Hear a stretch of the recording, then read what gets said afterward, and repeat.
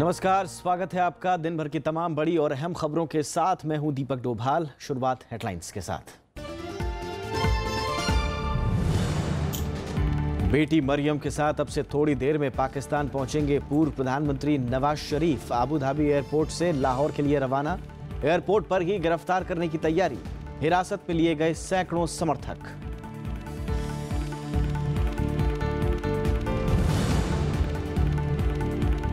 गणतंत्र दिवस समारोह के मुख्य अतिथि के लिए भारत ने अमेरिकी राष्ट्रपति डोनाल्ड ट्रंप को भेजा न्योता। रक्षा सहयोग बढ़ाने को लेकर अमेरिका से सितंबर में होगी पहली 2+2 वार्ता। रक्षा मंत्री निर्मला सीतारमण का बयान। रूस के साथ S-400 मिसाइल डील पर अंतिम दौर में पहुंची बातचीत।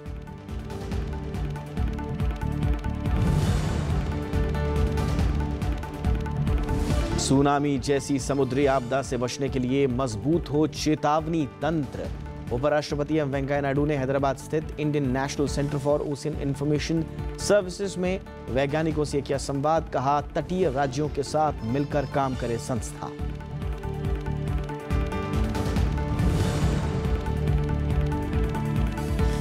ऑनलाइन डेटा पर निगरानी के लिए सोशल मीडिया हब बनाने के फैसले पर सुप्रीम कोर्ट का ऐतराज। केंद्र सरकार को 2 हफ्ते में जवाब दाखिल करने का निर्देश। तृणमूल कांग्रेस विधायक महुआ मोइत्रा की याचिका पर जारी किया नोटिस।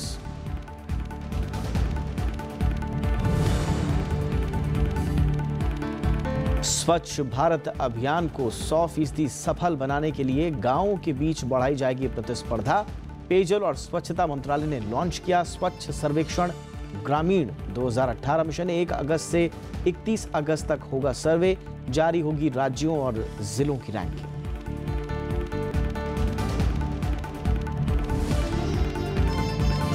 केंद्र सरकार अब गांवों में साफ सफाई को लेकर हर जिले और राज्य की स्वच्छता रैंकिंग जारी करेगी। इस सर्वेक्षण की आज घोषणा की गई, जो 1 अगस्त से शुरू होगा। 2019 तक देश का हर गांव ODF यानी खुले में शौच से मुक्त बने, इसके लिए सरकार ने नई शुरुआत की है। स्वच्छ भारत अभियान को पूरी तरह से सफल बनाने के लिए ग्रामीण इलाकों में साफ सफाई को लेकर प्रतिस्पर्धा बढ़ाई जाएगी। इसके लिए पेयजल और स्वच्छता मंत्रालय ने शुक्रवार को स्वच्छ सर्वेक्षण ग्रामीण 2018 लॉन्च किया, जो 1 अगस्त से 31 अगस्त तक चलेगा। यह सर्वेक्षण ग्रामीण इलाकों में अपनी तरह का पहला सर्वे होगा, जिसमें देश भर के सभी जिले शामिल हैं। सर्वे के तहत गांव में सार्वजनिक स्थानों जैसे स्कूल, आंगनबाड़ी, धार्मिक स्थल और बाजारों में स्वच्छता स्थिति की जांच की जाएगी। मंत्रालय ने सर्वेक्षण का जिम्मा स्वतंत्र सर्वेक्षण एजेंसी को सौंपा है, जिसकी टीमें गांवों में जाकर स्वच्छता के तहत उठाए गए कदमों की समीक्षा करेंगी और रिपोर्ट तैयार करेंगी। इसके अलावा जनता की राय भी सर्वे का हिस्सा रहेगी। आखिर में राज्यों और जिलों को रैंकिंग जारी होगी। 600-700 सर्वेयर्स फील्ड में रहेंगे पूरे अगस्त के महीने में, और 3 ब्रॉड कैटेगरीज हैं जिससे कि रैंकिंग होगा। एक होगा पब्लिक फीडबैक, तो सिटीजन्स फीडबैक को हम 35% वेट देंगे, और डायरेक्ट ऑब्जर्वेशन को, जो हमारे सर्वे टीम्स हैं, उसको हम 30% वेटेज देंगे, और जो हमारा मैनेजमेंट इंफॉर्मेशन सिस्टम है जिस पे हमारे सारे आंकड़े हैं, उसको हम 35% वेटेज देंगे। सब मिला के एक वेट होगा और एक रैंकिंग होगा। बेहतरीन प्रदर्शन करने वाले राज्यों को इस साल 2 अक्टूबर को पुरस्कृत किया जाएगा। सरकारी आंकड़ों के मुताबिक देश में 87% से ज्यादा क्षेत्र खुले में शौच से मुक्त हो चुके हैं, लेकिन सरकार इसे 100% करना चाहती है। सरकार का मकसद गांव में स्वच्छता के जरिए बीमारियों पर होने वाले खर्च को कम करना, साथ ही रोजगार के अवसर को बढ़ाना है। आपने जो सवाल पूछा राज्यसभा टीवी से, तो जो अन्य परियोजना है जैसे गोबर्धन है, गोबर्धन इज अंडर इम्प्लीमेंटेशन, और इसमें अभी स्टेट गवर्नमेंट से काफ़ी डायलॉग हो चुका है। प्रोजेक्ट सेलेक्ट किए गए हैं और इसके डिटेल्स हम आपको अलग से दे सकते हैं। तो ये गोबर्धन का जो प्रोग्राम है, ये अंडर इम्प्लीमेंटेशन है। स्वच्छ भारत अभियान के तहत केंद्र और राज्य सरकारों के प्रतिनिधियों की शुक्रवार को अहम बैठक भी हुई, जिसमें स्वच्छ सर्वेक्षण ग्रामीण 2018 के बारे में राज्यों को तैयारी करने के निर्देश जारी किए गए। नवविक्रम सिंह, राज्यसभा टीवी। उपराष्ट्रपति एम वेंकैया नायडू ने तटीय राज्यों को सुनामी जैसी समुद्री आपदाओं से निपटने के लिए तैयार करने पर जोर दिया है। उन्होंने आज ये बात हैदराबाद में Indian national centre for ocean information services में कही। उपराष्ट्रपति ने आपदा प्रबंधन क्षेत्र की सभी संस्थाओं को मिलकर काम करने की सलाह भी दी। उपराष्ट्रपति एम वेंकैया नायडू ने शुक्रवार को Indian national centre for ocean information services यानी INCOIS में वैज्ञानिकों और रिसर्चर्स के साथ चर्चा की। उपराष्ट्रपति ने कहा कि INCOIS और दूसरी सरकारी एजेंसियों के बीच लगातार संवाद होते रहना चाहिए। इससे संस्था को अपनी सेवाओं में सुधार का मौका मिलेगा। उन्होंने कहा कि INCOIS को तटीय राज्यों के साथ चर्चा कर सुनामी से निपटने की तैयारियों को मजबूत करना चाहिए। I have seen the multi-hazard vulnerability maps and the 3D GIS maps generated by INCOIS. I am sure that they will find enormous use in planning coastal infrastructure as also disaster mitigation. Meanwhile, I suggest you to integrate these maps with tsunami early warnings and storm surge predictions so that you can give a more accurate forecast of the areas that might get inundated due to tsunami or storm surge. उपराष्ट्रपति ने कहा कि संभावित fishing zone पर INCOIS की ओर से जारी हो रही एडवाइजरी से मछुआरों को खासी मदद मिल रही है। ISRO, NASA, and then with National Disaster Management (NDMA), then the state governments and the media, all these people must work together for greater, reliable service to the people. We have to exchange information because this is a process of learning. It should continue. उपराष्ट्रपति ने कहा कि बंदरगाहों पर मौसम की सटीक जानकारी नौसेना, तटरक्षक बलों और मछुआरों के लिए जरूरी है और इसके लिए संस्था से मिलने वाली तकनीकी मदद खासी काम आ रही है। राजकमल राव, राज्यसभा टीवी, हैदराबाद। प्रधानमंत्री नरेंद्र मोदी कल से उत्तर प्रदेश के 2 दिन के दौरे पर जाएंगे। प्रधानमंत्री अपने संसदीय क्षेत्र वाराणसी का दौरा भी करेंगे।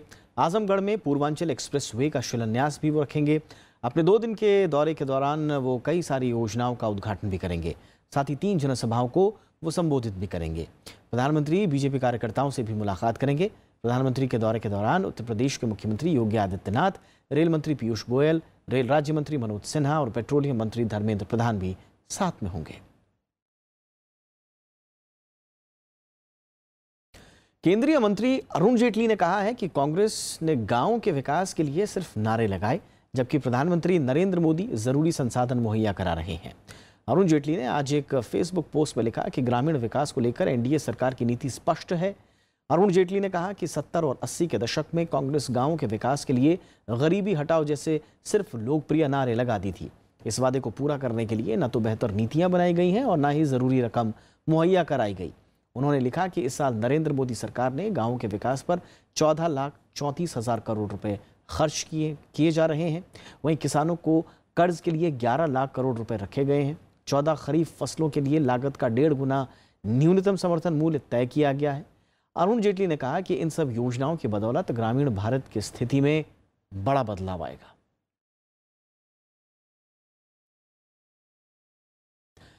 केंद्रीय गृह मंत्री राजनाथ सिंह आज से 3 दिवसीय बांग्लादेश दौरे पर हैं। इस दौरान राजनाथ सिंह बांग्लादेश के गृह मंत्री के साथ सुरक्षा, सीमा प्रबंधन और रोहिंग्या मसले पर चर्चा करेंगे। इसके अलावा सीमा इलाकों में गैर कानूनी गतिविधियों से निपटने और यात्रा व्यवस्था में सहयोग बढ़ाने पर भी विचार विमर्श होगा। गृह मंत्री राजनाथ सिंह बांग्लादेश की प्रधानमंत्री शेख हसीना से मुलाकात करेंगे। इस दौरान ढाका में स्थित जमुना फ्यूचर पार्क में बने नए एकीकृत भारतीय वीजा केंद्र का भी उद्घाटन किया जाएगा। शनिवार को राजनाथ सिंह बांग्लादेश पुलिस अकादमी में बांग्लादेश भारत मैत्रीय भवन के संयुक्त रूप से उद्घाटन के लिए राजशाही जाएंगे।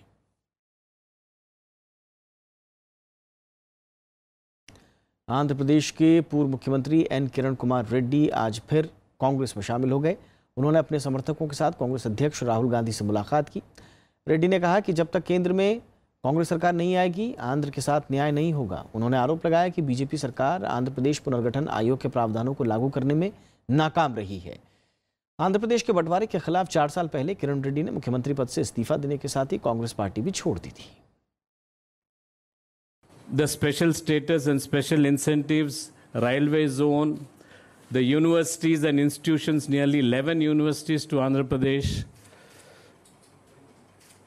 then AIIMS in Telangana and Andhra Pradesh, all this have not been implemented in spite of 4 years. एक छोटा सा ब्रेक लेते हैं, जल्द हाजिर होंगे।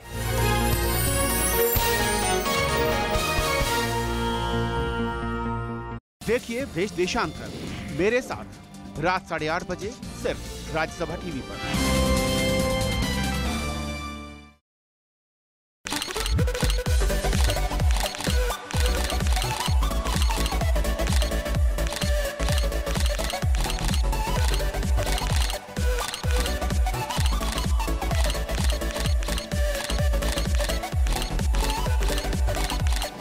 नमस्कार, मैं हूं दिलीप ताहिर। नमस्कार, मैं हूं अंजन श्रीवास्तव। मैं हूं दिगस पागल। मैं हूं परीक्षित साहनी। मैं गूफी पेंटूस। कपट तो फिर कपट होता है ना भांजे। नमस्कार, मैं हूं अनुपम खेर और मुझसे मिलिए प्रोग्राम गुफ्तगू में, सिर्फ राज्यसभा टीवी पर।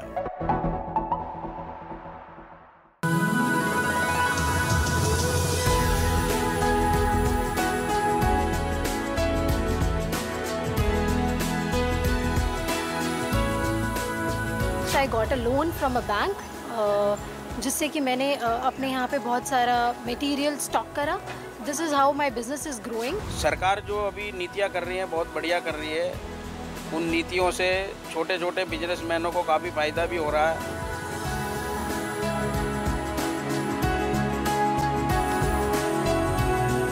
प्रधानमंत्री का जो सपना था और है, जो नीचे के लोग उनको उठाना ऊपर, मुद्रा 200% उनके लिए सफल कारगर साबित हुआ। Watch our special report on how government schemes are empowering young India at the grassroots, only on Rajya Sabha television.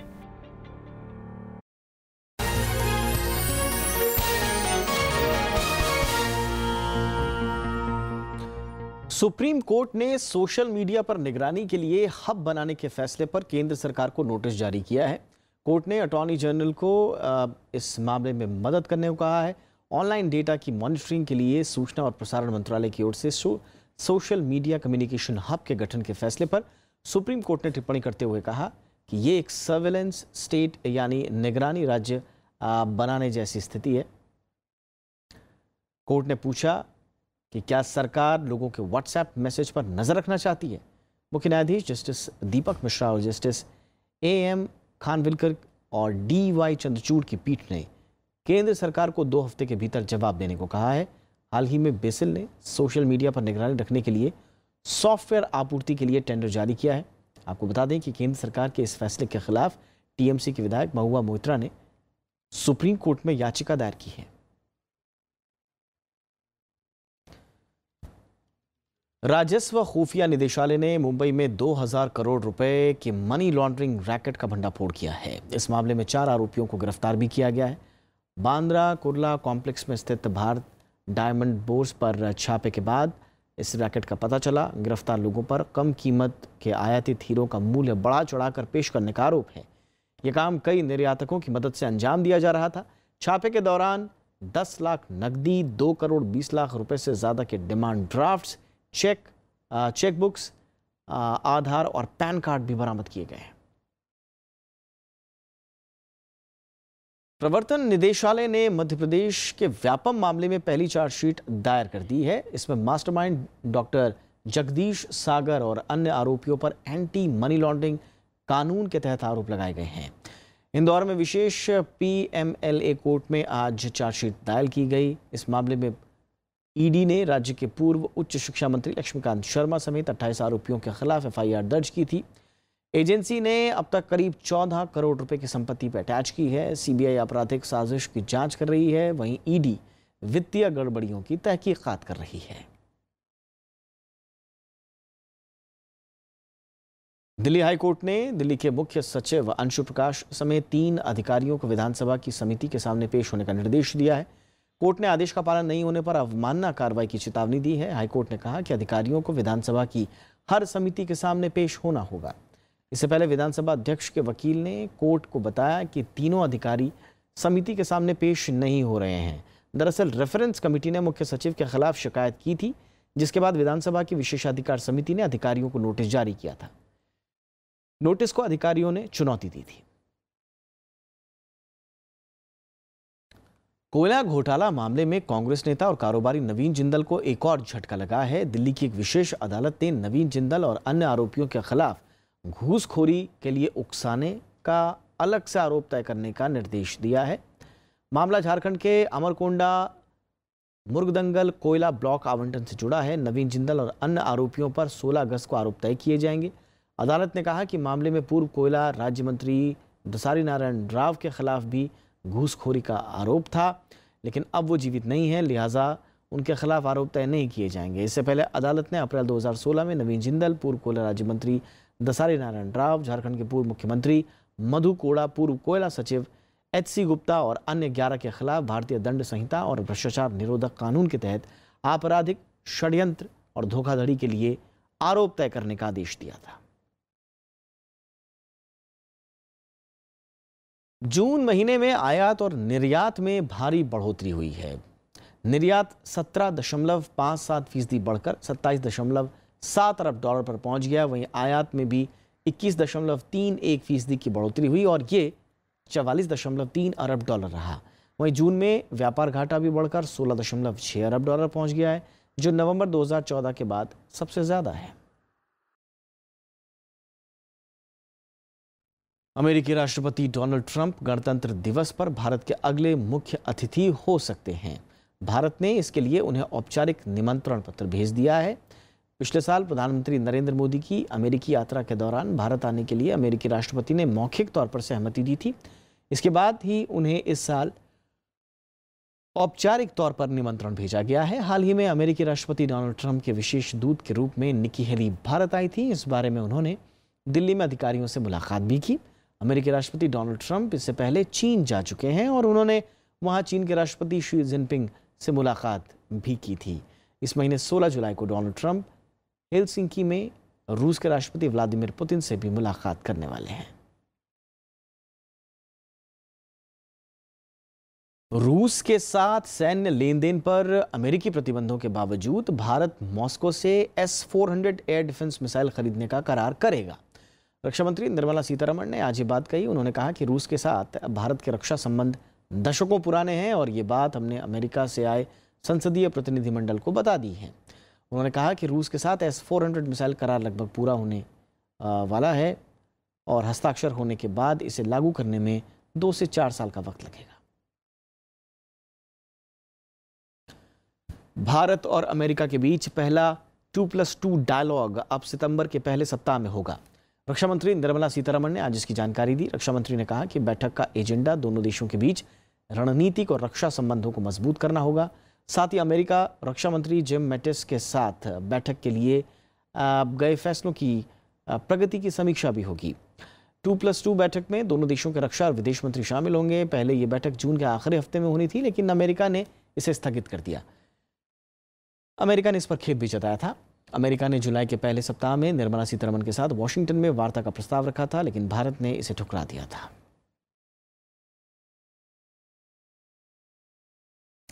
Pakistan के पूर्व प्रधानमंत्री नवाज शरीफ और उनकी बेटी मरियम अबू धाबी से पाकिस्तान के लिए रवाना हो गए हैं। शरीफ और उनकी बेटी मरियम नवाज के रात तक पाकिस्तान पहुंचने की संभावना है। उन्हें आज शाम ही पाकिस्तान पहुंचना था, लेकिन अबू धाबी से उनकी फ्लाइट 3 घंटे देरी से रवाना हुई। नवाज की वापसी के मद्देनज़र लाहौर एयरपोर्ट पर सुरक्षा बढ़ा दी गई है। लाहौर पहुंचने के साथ ही नवाज शरीफ और उनकी बेटी मरियम को गिरफ्तार कर लिया जाएगा। इन दोनों को पाकिस्तान की एक अदालत ने एवनफील्ड अपार्टमेंट मामले में दोषी ठहराते हुए 10 और 7 साल की सज़ा सुनाई है। नवाज शरीफ की गिरफ्तारी को देखते हुए सुरक्षा के पुख्ता इंतजाम किए गए हैं। लाहौर में नवाज की पार्टी PMLN के सैकड़ों कार्यकर्ताओं को हिरासत में लिया गया है। PMLN ने लाहौर एयरपोर्ट पर नवाज शरीफ का स्वागत करने का ऐलान कर रखा है और पाकिस्तान में 25 जुलाई को चुनाव भी होने हैं।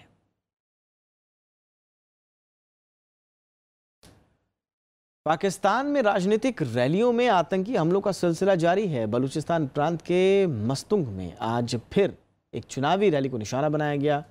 इस आतंकी हमले में 45 से ज्यादा लोग मारे गए, जबकि 70 से ज्यादा घायल हो गए। आतंकियों ने दोपहर के वक्त आयोजित इस रैली में धमाका कर दिया, जिसकी चपेट में कई लोग आ गए। खबर के मुताबिक हमले में बलूचिस्तान अवामी पार्टी के उम्मीदवार नवाबजादा सिराज रायसानी भी मारे गए। स्थानीय खबरों के मुताबिक हमला नवाबजादा सिराज के चुनावी काफिले को निशाना बनाकर किया गया था। पाकिस्तान में राजनीतिक रैलियों को निशाना बनाने की बीते 4 दिन में यह चौथी वारदात है। इससे पहले आतंकियों ने खैबर पख्तूनख्वा प्रांत के मुख्यमंत्री अकरम खान दुर्रानी के चुनावी काफिले पर हमला किया था, जिसमें अकरम खान तो बच गए लेकिन धमाके के चलते कई दूसरे लोग मारे गए। चीन में कल एक केमिकल फैक्ट्री में धमाका होने की वजह से 19 लोग मारे गए और 12 लोग बुरी तरह से जख्मी हो गए। चीन के दक्षिण प्रांत सिचुआन में स्थित रासायनिक कारखाने में धमाका कल शाम 6:30 बजे के करीब हुआ। जिस फैक्ट्री में विस्फोट हुआ वो जियांगान काउंटी के औद्योगिक पार्क में स्थित है और फैक्ट्री का नाम हेंगडा रासायनिक संयंत्र बताया जा रहा है। हादसे की वजहों की जांच की जा रही है। चीन में पहले भी इस तरह के कई मामले सामने आ चुके हैं, जिनमें औद्योगिक कारखानों में हादसों के चलते कई बार जानो माल का नुकसान भी हुआ है। पिछले साल नवंबर में पूर्वी झेजियांग प्रांत में बंदरगाह शहर निंगबू में भीषण विस्फोट हुआ था, जिसमें कई लोग मारे गए थे।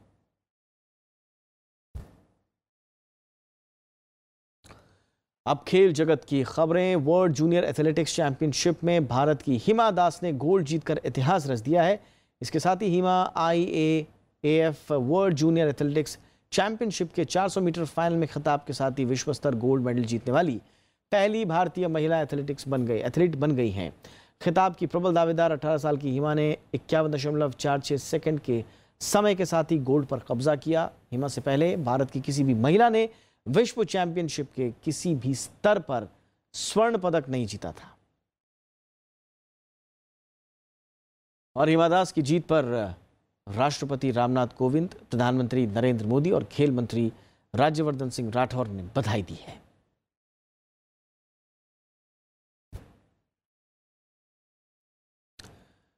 नेपाल की बात करते हैं। नेपाल में भूस्खलन और बाढ़ की वजह से 8 लोगों की मौत हो गई है। मारे गए लोगों में से 3 एक ही परिवार के हैं।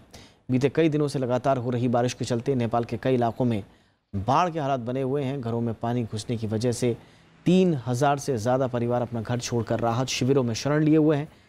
बाढ़ से नेपाल का भक्तपुर जिला सबसे ज़्यादा प्रभावित हुआ है। राहत और बचाव के कामों में नेपाली सेना की मदद भी लगातार ली जा रही है।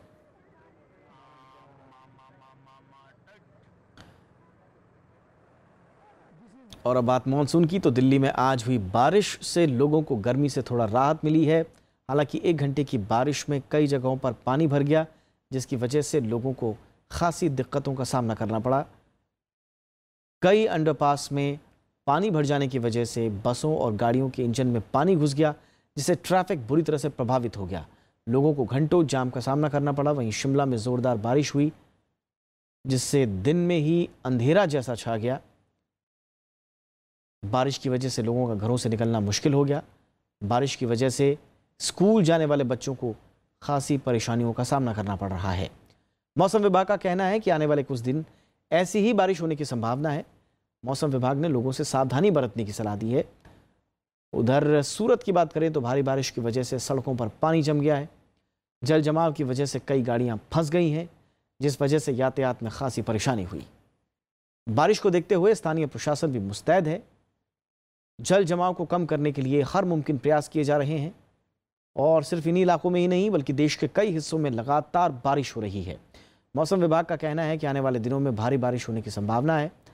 लगातार हो रही बारिश को देखते हुए स्थानीय प्रशासन को भी अलर्ट पर रहने की ताकीद की गई है।